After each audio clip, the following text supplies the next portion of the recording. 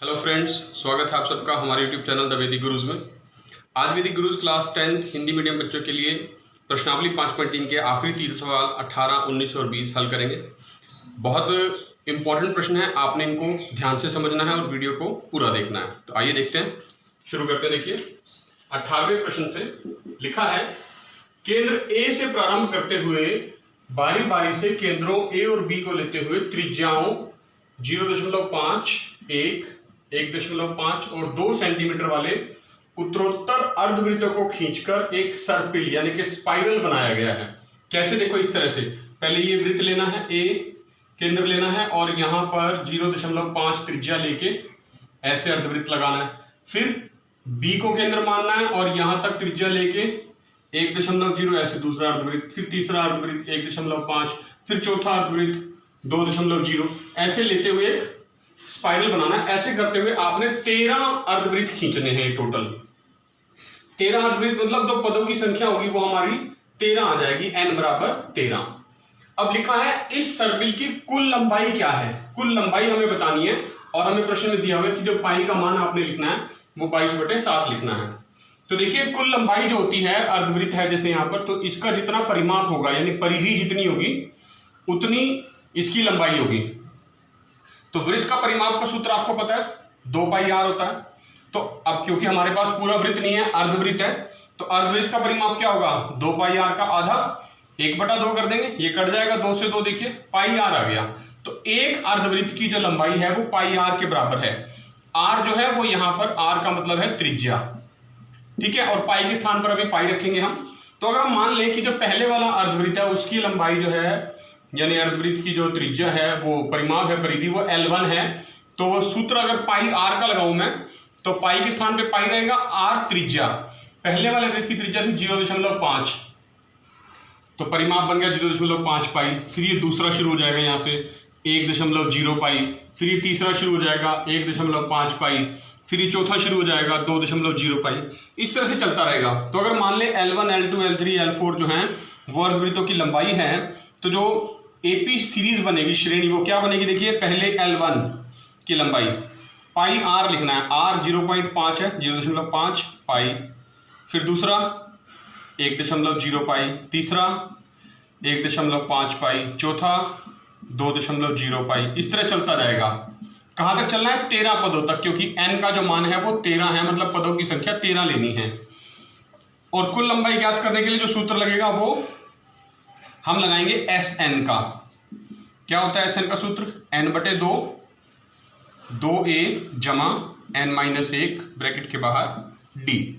तो n का मान 13 है, देखिए Sn यानी S13, n पदों की संख्या 13/2, 2a का मतलब होता है प्रथम पद, ये प्रथम पद है, इसमें 0.5 पाई यहां लिख देंगे, 0.5 पाई जमा n-1 यानी 13-1 और ब्रैकेट के बाहर d।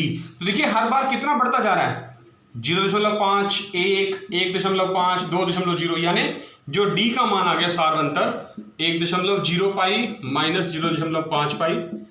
दूसरे पद में से पहला पद घटा देते हैं, वैसे भी पता चल रहा है कि 0.5 पाई, यहां पाई लिख देंगे साथ में, ठीक है। ये हमारे पास सारवंतर आ गया d।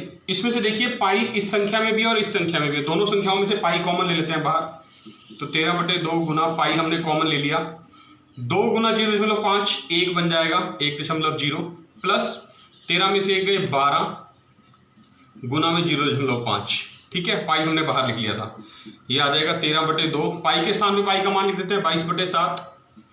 ये हो गया 1 जमा ब्रैकेट में 1 जमा 12 गुना 0.5 यानी 12 का आधा 6 हो जाएगा।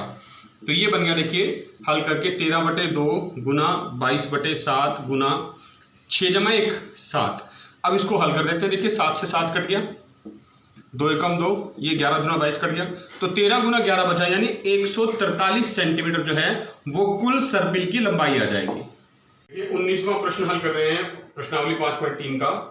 200 लट्ठों को ढेरी के रूप में इस प्रकार रखा जाता है कि सबसे नीचे वाली पंक्ति में 20 लट्ठे, देखिए मैंने आकृति बनाई है, ये 20 लट्ठे सबसे नीचे वाली पंक्ति में रख दिए, लाल रंग के गोले लगाए हैं। उससे अगली पंक्ति में 19, फिर देखिए उसके ऊपर 19 गोले लगाए हैं नीले रंग से, और उससे अगली पंक्ति में 18 लट्ठे, फिर देखिए काले रंग से 18 लट्ठे बनाए, आकृति में भी दिखाया हुआ है, आपकी बुक में भी दी हुई है ये आकृति। ये 200 लट्ठे हैं, इनकी कुल संख्या 200 है, यानी Sn जो है वो 200 हमें दिया हुआ है प्रश्न में। ये 200 लट्ठे कितनी पंक्तियों में रखे गए, कितनी पंक्तियां, मतलब n का मान हमें ज्ञात करना है यहां पर, जो हमें कहा गया प्रश्न में, तथा सबसे ऊपरी पंक्ति में कितने लट्ठे हैं और an भी ज्ञात करना है, यानी अंतिम पद। दो चीजें आपको इस प्रश्न में ज्ञात करनी है।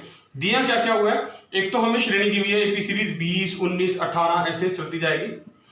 कुल लट्ठों की संख्या यानी Sn दिया हुआ है और n और an ज्ञात करने हैं। तो देखिए यहां इस जो समांतर श्रेणी दे रखी है हमें 20, 19, 18 डैश डैश डैश, तो इसमें प्रथम पद a बराबर 20 आ गया।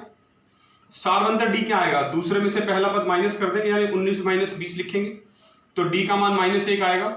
और जो सूत्र आपको प्रयोग करना है वो क्या है, Sn का सूत्र होता है, आपको पता है n/2 2a जमा n-1 ब्रैकेट के बाहर d। अब Sn हमें दे रखा है 200, देखिए इनके मान रख रहे हैं।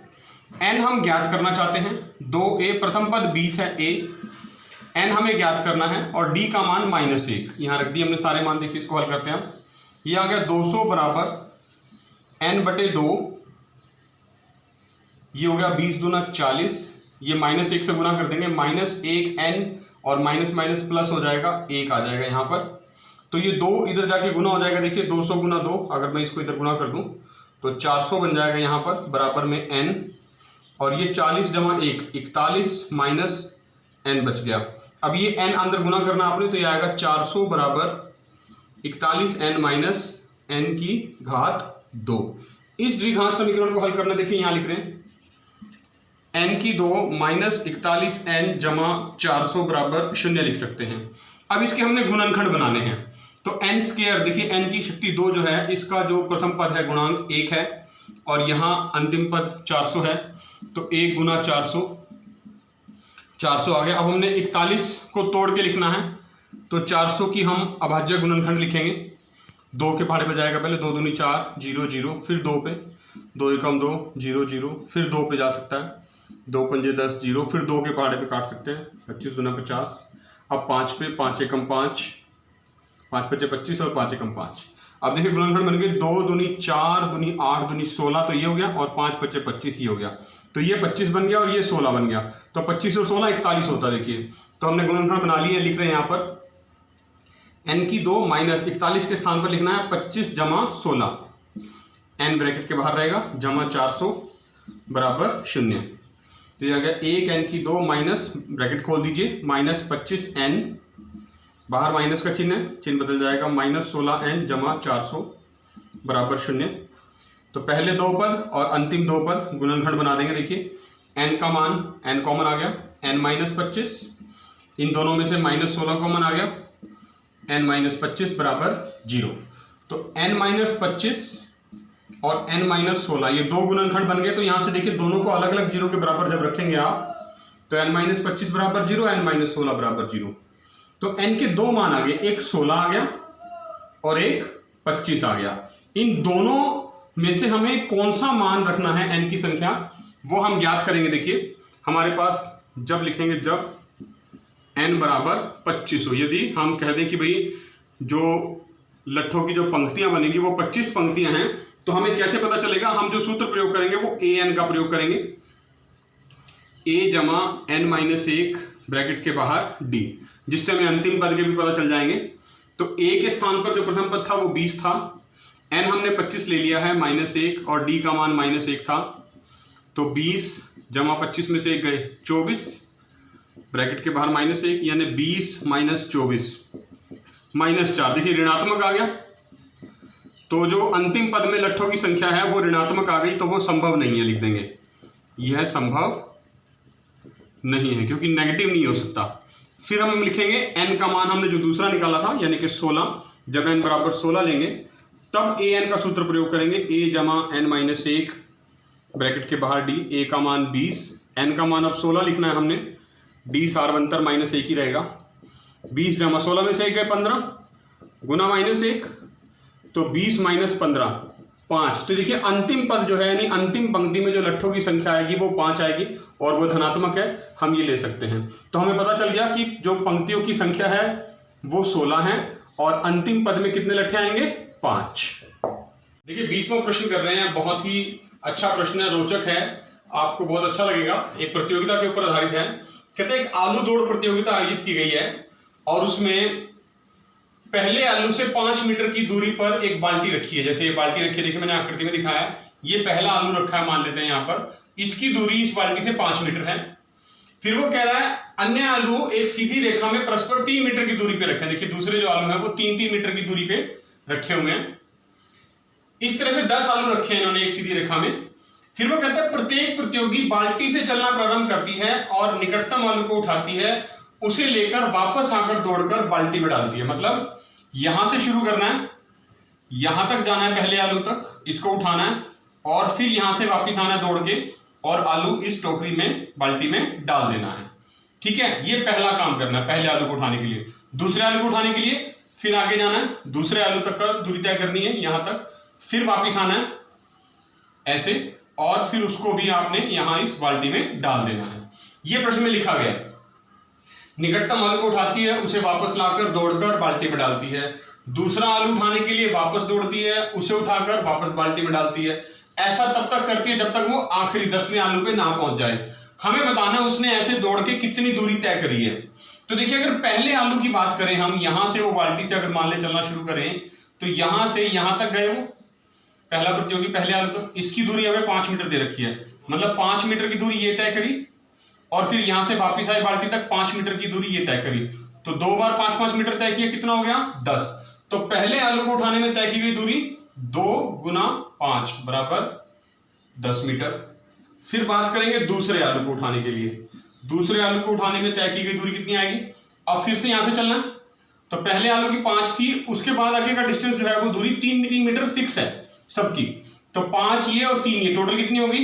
8 मीटर ये इधर जाना है और फिर यहां से उठा के वापिस 8 मीटर आना है।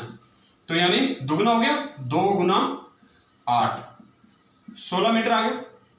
इसी प्रकार अगर मैं तीसरे आलू को उठाने के लिए तय की गई दूरी की बात करूं तो तीसरे के लिए मुझे कहां जाना पड़ेगा? तीसरे तक। यानी अब जो दूरी है वो 3 मीटर और बढ़ गई। पहले 8 थी ना एक तरफ की, अब 8 जमा 3 11 मीटर हो गई और फिर वापिस आना है, यानी 11 मीटर फिर से वापिस आना है। तो 2 गुना 11 हो गया, यानी 22 मीटर हो गया। तो इस तरह से एक एपी सीरीज बनती चली जाएगी।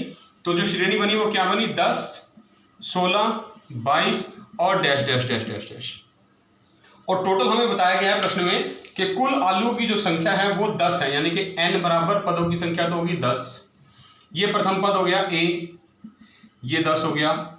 सारवंतर d की बात करूं तो दूसरे पद में से पहला पद घटाते हैं, यानी 16 माइनस 10 करेंगे तो वो आपका आ गया 6 मीटर।